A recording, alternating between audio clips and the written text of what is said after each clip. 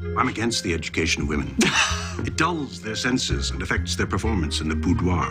The women I like best are the Hasidic women. They really get it.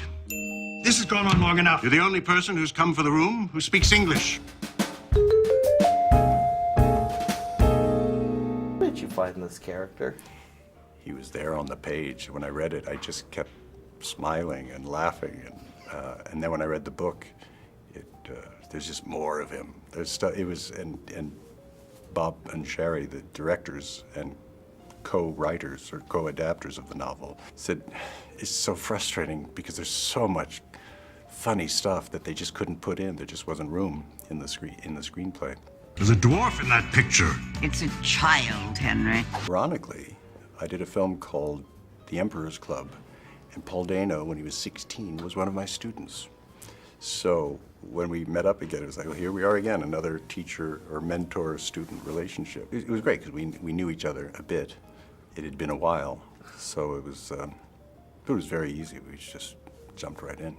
The film, which seems to be the fate of most independent films in the current economic climate, was under-budgeted, under-scheduled. It was very rushed. We shot the movie in 5 weeks. There was not a lot of time to, let's talk about this scene or that scene.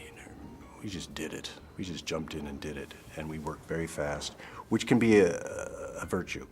A lot of times if you have an over-budgeted, over-scheduled film, well, let's try one where and you just do endless and you're just, this one you had to be thinking on your feet the whole time and not a lot of time for reflection and experimentation. We just shot it. We had 5 other scenes that day to shoot, so let's shoot that, and we got to move and go there and do that, and that's fun. I have 2 lady friends who need escorting. Would this officially make me an extra man? Extra, yes, but nowhere near essential. No, enough.